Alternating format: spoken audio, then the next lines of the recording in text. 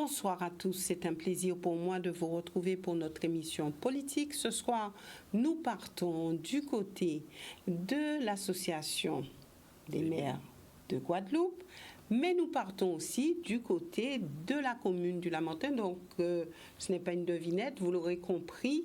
Nous avons plateau ce soir, Jocelyn Sapouti. Bonsoir et merci d'être avec nous. Bonsoir à tous ceux qui regardent Canal 10, bonsoir à toute la Guadeloupe. Jocelyn Sapouti, donc avant toute chose, une question d'actualité, les inondations. Alors c'est vrai que votre commune n'a pas été épargnée, on a vu que dans toutes les communes quasiment, il y avait des inondations. Que se passe-t-il réellement? C'est un phénomène météorologique qui a surpris certains. Et c'est vrai que depuis quelque temps, on n'avait pas vu autant d'eau en Guadeloupe et il y a eu beaucoup de dégâts. C'est pas la première fois, mais ça faisait quelque temps. Et ça nous oblige bien sûr à réfléchir sur la manière dont on construit, où on construit les maisons, respecter ce qu'on appelle les PLU, respecter les zones non constructibles, parce que ça aussi c'est très important.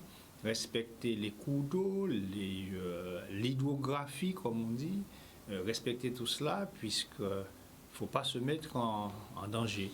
Et puis on connaît aussi le phénomène de changement climatique qui fait qu'on a effectivement des fois des surprises de ce genre-là. Mais nous sommes quand même dans la période cyclonique, il ne faut pas perdre ça de vue. Donc on est dans la période des pluies. Alors justement, nous connaissons le contexte et puis nous y allons franco, Jocelyn Sapouti. Alors, ok, on connaît la Guadeloupe, on connaît la configuration, mais est-ce que les maires s'attardent à se pencher sur le curage des canaux? C'est ça aussi peut-être la vraie question. Mais ce n'est pas la compétence des maires de curer les canaux. Mais quand vous êtes chez vous et que rien ne se fait, est-ce que vous n'agissez pas justement pour mettre en sécurité votre population? Non, on le fait. Chez moi, on l'a fait, on continue à le faire, mais je dis bien, ce n'est pas la compétence des maires de curer les canaux. Il faut le dire, ça, ce n'est pas la compétence des maires et on n'a même pas le droit de curer les canaux, puisque c'est interdit de le faire comme cela. Puisqu'il faut Qui doit le faire? Bien, depuis quelque temps, la compétence qui était une compétence avant de l'État a été transférée aux communautés d'agglo, ce qu'on appelle la GPU, la gestion des eaux pluviales urbaines. C'est une question d'ailleurs que j'ai posée aujourd'hui au conseil d'administration de l'association des maires, où il va falloir effectivement qu'on discute avec les EPCI de cette question-là. Mais lorsqu'on dit EPCI, on dit les maires. Ce sont les maires qui font partie ce sont les maires qui font partie des communautés. Non, quand vous êtes maire dans votre commune. Président d'un EPCI, il est certes maire dans sa commune, mais quand il est dans son EPCI, il est le maire. Il n'est pas le maire, il est le président, avec d'autres compétences et d'autres pouvoirs. Les maires se substituent à tous ces gens-là et font le job. Mais ce n'est pas à eux de le faire. Moi, quand je cure les canaux chez moi, je le fais. Oui, je le fais. J'en ai fait là. J'étais sous le terrain mercredi matin à le faire. On l'a fait bien avant aussi. Mais c'est vrai qu'on se substitue à ceux qui devraient le faire. Mais on continuera à le faire parce que c'est pour le bien de nos populations. Mais il faut trouver une solution pérenne. De toute façon, c'est quand même un problème, reconnaissons-le, puisque les maires font partie de la communauté. Ils pourraient interpeller, ils pourraient mettre ça sur la table pour que le travail soit fait. C'est exactement ce que je viens de vous dire. J'ai inscrit la question aujourd'hui au bureau de l'association des maires, dont je suis le nouveau président, pour qu'on puisse débattre de cette affaire-là. Parce que, sans prendre la défense, bien sûr, des présidents de communautés d'agglo et des communautés d'agglo, c'est une compétence qui a été transférée aux communautés d'agglo, mais sans les moyens. Donc, lorsque vous avez été président de la communauté d'agglo, vous n'avez pas eu les moyens de le faire? Ça a été transféré très tardivement. Ça a été transféré à peu près quelques mois, 6 mois, 8 mois, avant, effectivement, la fin de ma mandature. Enfin, moi, les autres, de toutes les façons. Donc, il n'y a pas très longtemps que ça a été transféré. Mais c'est dans le cadre de la loi Notré d'ailleurs, mais c'est comme beaucoup d'autres compétences, comme la GEMAPI qui est la gestion bien sûr des milieux aquatiques. Pareil, ça concerne l'eau, mais ça concerne plus les milieux aquatiques. Et là aussi, c'est un transfert de compétences qui sort de l'État pour aller vers les communautés d'agglomération. Et je dis aux Guadeloupéens, malheureusement, bientôt, les présidents de communautés d'agglo seront dans l'obligation de créer une taxe supplémentaire que les Guadeloupéens vont subir. Donc vous l'avez échappé belle. Moi, j'ai refusé de la créer. J'ai refusé de la créer quand j'étais président de communauté d'agglomération. Et dernièrement, la question a été posée lors d'un conseil communautaire. J'ai proposé qu'on enlève la question parce qu'il faut encore la fouiller avec l'État. Puisqu'aujourd'hui, on va faire payer aux Guadeloupéens la gestion des eaux, des milieux aquatiques, etc. Alors que c'est une compétence qui appartenait à l'État, qui a été transférée aux communautés d'agglomération et que le contribuable guadeloupéen devra prendre en charge. Ça, ce sont des choses qui sont très techniques, mais il faut expliquer à la population. Il faut expliquer à la population et il faut surtout que les élus se mettent debout face à de tels dossiers. Mais vous savez, quand j'ai pris la présidence de l'association des maires, c'est pour pouvoir porter ces dossiers-là avec d'autres maires, et pas seulement les maires de la Guadeloupe, parce que les maires de la Guadeloupe seuls, on n'est pas suffisamment fort pour le faire. Déjà, le faire avec les autres maires, et là aujourd'hui on a décidé de créer une coopération entre Guadeloupe, Martinique, Guyane, Réunion, les maires des autres maires, pour qu'on soit un peu plus fort, mais aussi, surtout, avec les autres maires de France, puisqu'ils ont le même problème que nous, ils ont la même difficulté que nous, ils ont les mêmes problématiques que nous par rapport, bien sûr, à la gestion bien, des eaux pluviales et urbaines. Aujourd'hui, est-ce que l'association des maires a un réel poids, un réel pouvoir? Est-ce que l'association peut porter les gros dossiers ou doit porter les gros dossiers? L'association des maires doit porter les gros dossiers. C'est une association aujourd'hui qui a quand même... sur le terrain une réalité et qui peut avoir du poids. C'est à nous de lui donner du poids. Oui, qui ne l'a pas. Mais c'est à nous de le faire. C'est à nous de le faire puisque nous sommes quand même 32 communes. Quand on fait le maillage du territoire, c'est nous qui représentons le territoire. Donc c'est à nous de le faire et c'est à nous à trouver le dénominateur commun pour porter effectivement nos revendications, porter nos demandes et nous faire entendre. Mais on se rend compte que les maires ne se bousculent pas pour être à la présidence de l'association. Pourquoi? Souvent, on dit que les gens n'y vont pas parce qu'il n'y a pas de mandat, il n'y a pas d'indemnité. C'est vrai, c'est totalement bénévole. Hein. Au moment où on parle de bénévolat, oui, c'est une fonction qui est totalement bénévole, mais combien importante? Très importante, puisque vous êtes consulté généralement sur tous les grands sujets. Vous êtes consulté par l'État, vous êtes consulté par le préfet, directement par le ministre, sur tous les grands sujets. Le président de l'association des maires en France accède directement à l'Élysée, au président de la République, ce qui est tout à fait normal. Vous pouvez être consulté, mais pas entendu, pas pris en compte aussi. Mais c'est ça qu'on reproche d'ailleurs. On reproche que souvent nous ne sommes pas suffisamment écoutés, nous ne sommes pas suffisamment entendus. Et nous qui sommes sur le terrain, nous qui connaissons la population, nous qui touchons du doigt la réalité, la souffrance de la population, nous avons des solutions à proposer et des solutions adaptées à des situations que nous maîtrisons sur le terrain. Et il ne faut pas oublier que le maire aussi, c'est aussi un officier d'état civil. C'est aussi le représentant direct de l'État sur son territoire, avec un pouvoir de police administrative. Donc le maire, c'est un maillon important, c'est une déclinaison directe de la République sur son territoire. Et au niveau de l'association des maires, est-ce que vous avez été bien accepté? Est-ce que, à la limite, on se dit, bon, c'est pas très important? Très bien. Premièrement, il y avait 32 communes représentées, une grosse majorité de maires. C'est la première fois quand même on a vu une telle mobilisation pour une élection d'un président de l'association des maires. Ça veut dire qu'il y avait un enjeu. Il y avait une vraie bataille politique. Parce que j'ai eu une Est-ce qu'avant l'enjeu, ce n'est pas une bataille politique? Oui, il y avait une vraie bataille politique, parce qu'il y avait une belle opposition face à moi. Mais ça ne me dérange pas, bien au contraire. C'est le jeu politique, c'est normal. C'est le jeu démocratique, c'est normal. Et il faut que l'espace démocratique soit un espace vivant, dynamique, et ça ne peut être que vivant, que dynamique s'il y a des oppositions, mais des oppositions constructives.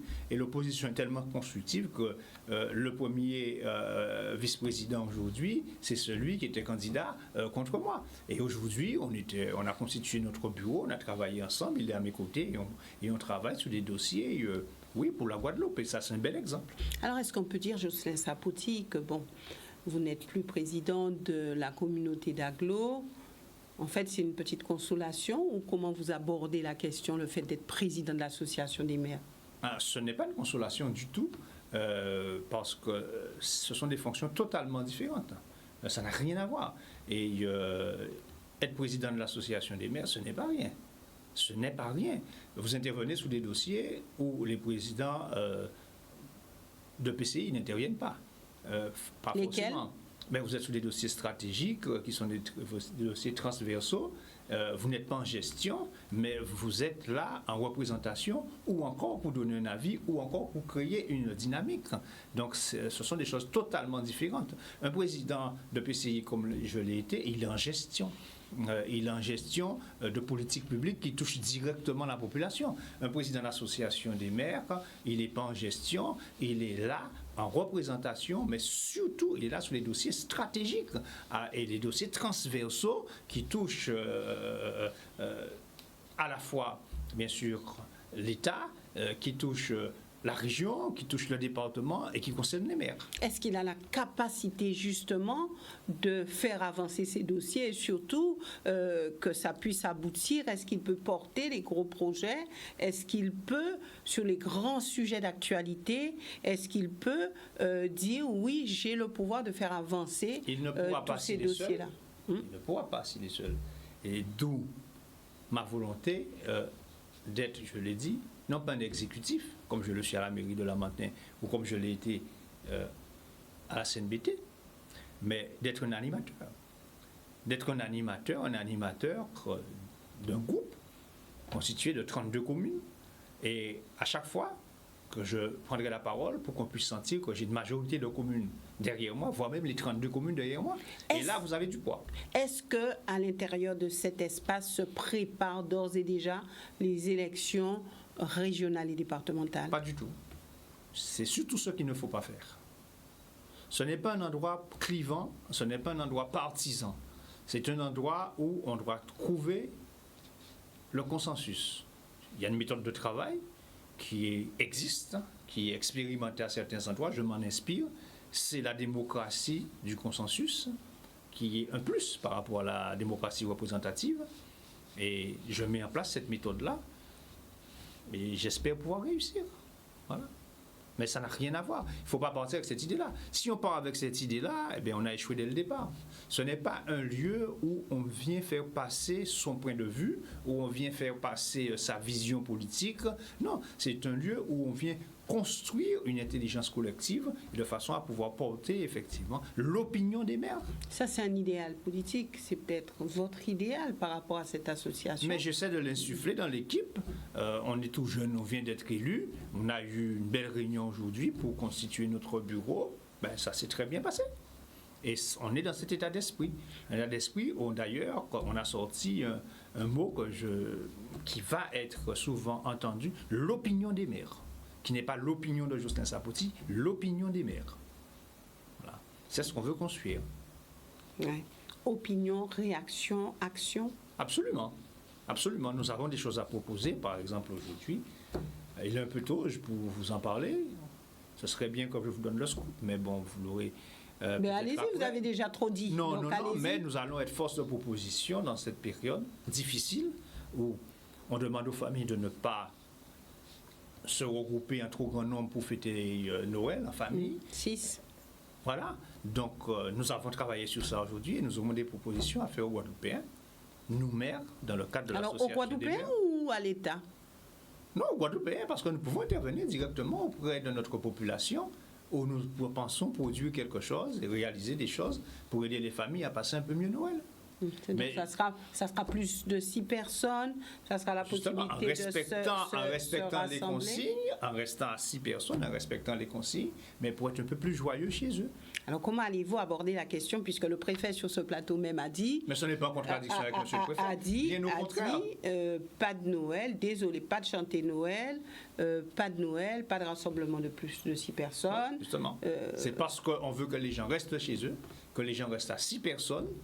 On va leur proposer quelque chose pour qu'ils passent bien Noël chez eux à 6 personnes, maximum. Ah, donc si c'est cela, vous avez décidé d'emmener des paniers de Noël dans toutes les familles guadeloupéennes peut-être? Ah, il y a ça aussi, mais ça c'est l'action du maire. Oui, à Lamentin, oui, il y aura une action vers certaines familles, pas toutes les familles, mais chaque année à Lamentin, oui, je fais quelque chose avec les familles qui sont les familles en difficulté, les familles défavorisées. Les années précédentes, on les invitait. Cette année, on ira effectivement chez elles. Oui, c'est une décision que j'ai déjà prise à Lamentin. On ira vers ces familles-là. On ira chez elles. Mais bon, il est un peu trop tôt. Bon, je ne veux pas vous dévoiler la chose, mais, parce que ce n'est pas encore suffisamment mûr, mais vous en entendrez parler. Et vous serez peut-être concerné. Ah, donc vous avez fait un chanter Noël à la télé pour offrir aux parents. Enfin bref, attendez. On peut tout imaginer voilà. en espérant que les Guadeloupéens aider les Guadeloupéens à passer bien Noël dans le cadre bien sûr des restrictions du Covid et aider les Guadeloupéens surtout à ne pas tenter à contrevenir aux règles qui sont des règles de protection sanitaire. Donc ça sera l'apport de l'association des maires de la Guadeloupe. Absolument. Jocelyn Sapoti, maintenant parlons des prochaines élections régionales. Alors vous êtes maintenant président de l'association des maires, vous voulez rassembler, vous voulez faire en sorte que vous soyez dans un consensus et vous dites que ce n'est pas un espace pour parler de politique politicienne, c'est bien cela? Pas ça, donc vous n'allez pas mener d'action pour essayer d'élaborer on va dire un schéma concernant les prochaines élections régionales tout d'abord. Ça, non, pas cet espace-là. Pas dans cet espace-là. Mais je reste un homme politique. Oui. Je suis dans un parti politique, je ne cache pas, je suis socialiste. Je ne m'enferme pas à mon parti politique. Je dis d'abord, mon premier parti, c'est mon pays. Et mon intérêt, c'est de travailler avec tout Guadeloupéen. Donc moi, oui, je serai à la fois pour les régionales, à la fois pour les départementales, dans la bataille politique, là où mon parti et mes amis voudront que je sois. Est-ce qu'il y a une éventualité que vous soyez tête de liste pour les régionales? Il y a des gens qui en parlent, mais moi je n'en parle pas puisque aujourd'hui ça ne fait pas partie de mes ambitions. Vous n'en avez pas envie? Non, aujourd'hui je n'y pense pas. Aujourd'hui j'ai d'autres choses à faire. Je viens de prendre la tête de la présidence de l'association des maires. Je mets ma tête sur ça et sur ma mairie, c'est ça qui m'intéresse là pour le moment. Voilà. Bien sûr, je ne peux pas dire, et je suis un homme politique, que cette question-là ne m'intéresse pas. Je compte jouer mon rôle, mais à n'importe quelle place. Voilà. Alors le nom de Max Mathiasin est avancé, c'est votre ami. Oui, c'est mon ami. Vous l'avez souvent dit. Est-ce qu'on pourrait, si d'aventure il élabore une liste, est-ce qu'on pourrait vous retrouver à ses côtés? Il faut composer, je ne sais pas, aux côtés de qui je pourrais être. Je ne sais pas pour le moment. Max est un ami. Il est venu me voir, on en a discuté. Je pense que c'est une belle aventure. Bon, qui s'y préparent, pourquoi pas. Mais il y a d'autres qui se préparent aussi. Hein. Il y a des gens à l'intérieur de mon parti certainement aussi qui veulent y aller. Donc il faut qu'ils rencontrent le parti. On avance le nom bon, il ne fait pas partie intégrante vraiment de votre parti. On annonce le nom de Christian Baptiste. Oui, Christian est quelqu'un qui est suffisamment capé pour ça, tout comme on avance plein d'autres noms. On avance le nom d'Atala, oui. Et puis on entend aussi Victorin Lurel, on entend Joseph Boel incertain. Alors elle, ce serait plutôt pour le département. Mais on ne sait pas. Tous ces gens-là, ce sont des gens qui sont capables. Oui, pourquoi pas. Vous avez un franc-parler, Jocelyn Sapoti. Pensez-vous réellement, et ça je vous demande à vous, militants socialistes, vous qui avez déjà un long parcours derrière vous, pensez-vous qu'il faille que Victorin Lurel, qui est porteur du Parti socialiste, pensez-vous qu'il faille qu'il y aille? De toute façon, il faut qu'il soit, je ne sais pas à quelle place, mais c'est un homme qui le prouve encore aujourd'hui, qui a une très grande compétence, une belle compétence, et qui fait des interventions aujourd'hui de très grande qualité, toujours. Je ne sais pas à quelle place qu'il sera, mais il a toute sa place. Il a toute sa place, et il faudra compter, bien sûr, avec lui. Et ça, on peut l'aimer ou ne pas l'aimer, la question n'est pas là. Il y a des gens qui n'aiment pas le style d'un tel, mais personne ne peut dire que Victorin Lurel n'est pas un homme compétent, qui connaît les dossiers et qui sait les mener bien comme il faut. Donc, qu'il soit devant, qu'il soit à côté ou qu'il l'appuie, oui, la Guadeloupe a encore besoin de lui. Pourrez-vous vous retrouver aux côtés d'Harry Chalus? Je peux me retrouver avec tout Guadeloupéen qui se met d'accord sur un projet qu'on puisse construire ensemble. Je dis ça, je ne suis pas fermé à cela. Et je ne dis pas ça pour Harry Chalus seulement, je dis ça pour tous les autres que j'ai dit. Pour Guy Losbar, enfin pour celui qui se présenterait. Je ne sais pas qui sera devant, qui sera... Mais il faut qu'on construise la Guadeloupe. Moi, j'ai des reproches à faire aujourd'hui sur la manière dont les choses se passent en région. Oui, j'ai des reproches à faire. Et ça veut dire que tout n'a pas marché, il y a beaucoup à faire et ça n'a pas réussi dans beaucoup d'endroits. Est-ce que ce beaucoup, on peut le faire avec les mêmes? Les mêmes qui sont au pouvoir? C'est ça que je veux vous dire.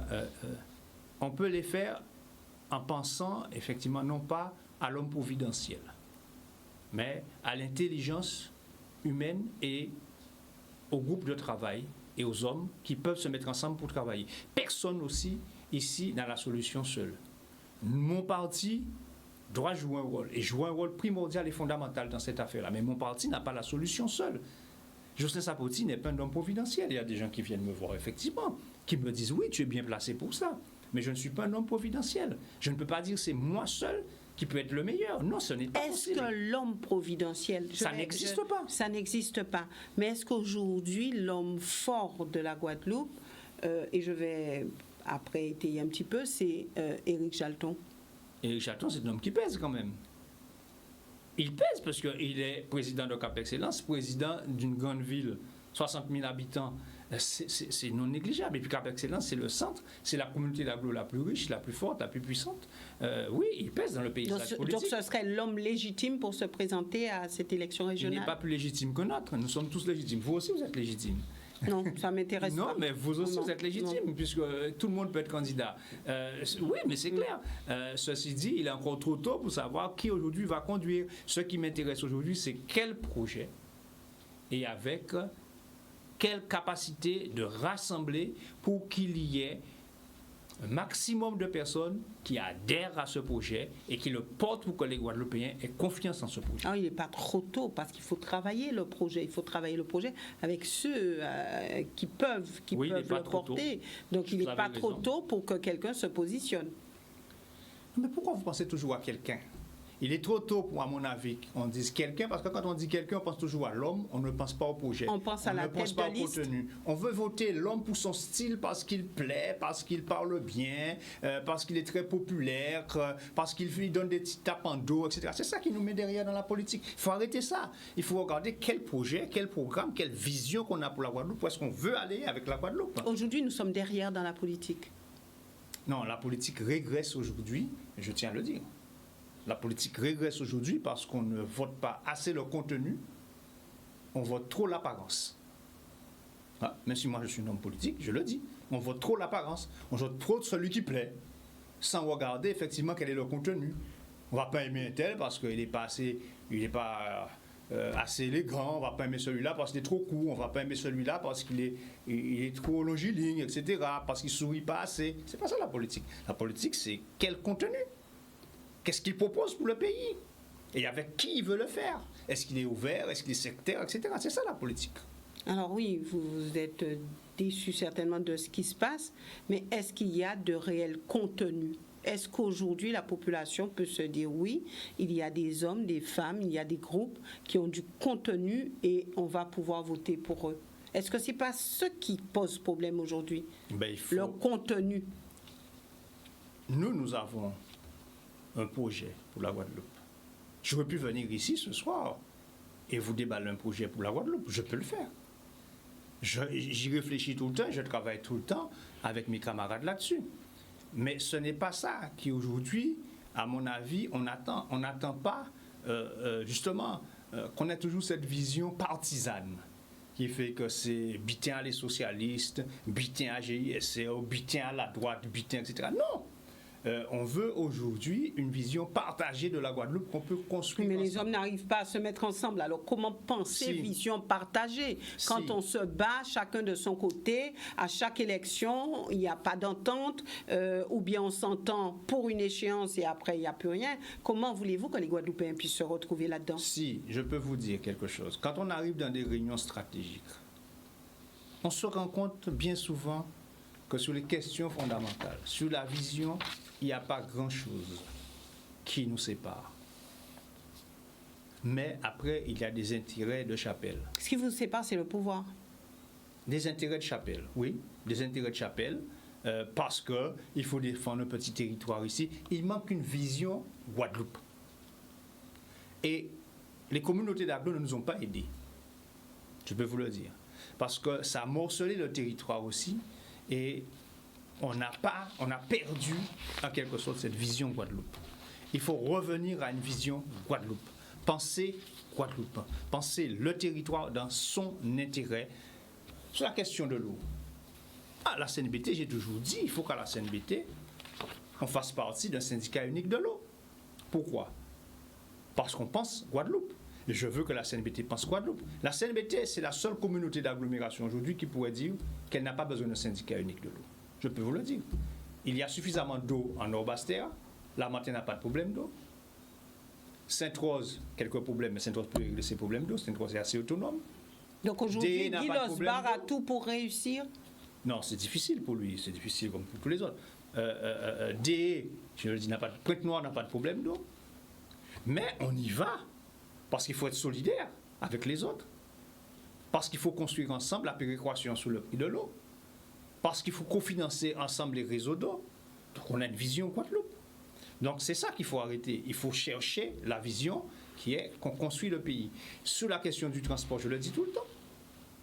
Vous avez aujourd'hui un transport dans le centre qui peut être financé correctement dans le centre, où il y a très peu de kilomètres à parcourir par les transports urbains. Vous allez dans les milieux qui sont des milieux ruraux, comme le Nord-Grande-Terre ou le Sud-Basse-Terre, où, qu'on le veuille ou pas, on peut être polytechnicien et NAOC, bien, le transport sera toujours déficitaire. Parce qu'il y a trop de kilomètres et pas assez de personnes à transporter. Donc si on ne trouve pas une péréquation, ou on ne trouve pas une organisation guadeloupéenne sur le transport, eh bien, le transport sera toujours déficitaire dans le Nord-Basse-Terre et toujours déficitaire aussi dans le Nord-Grande-Terre.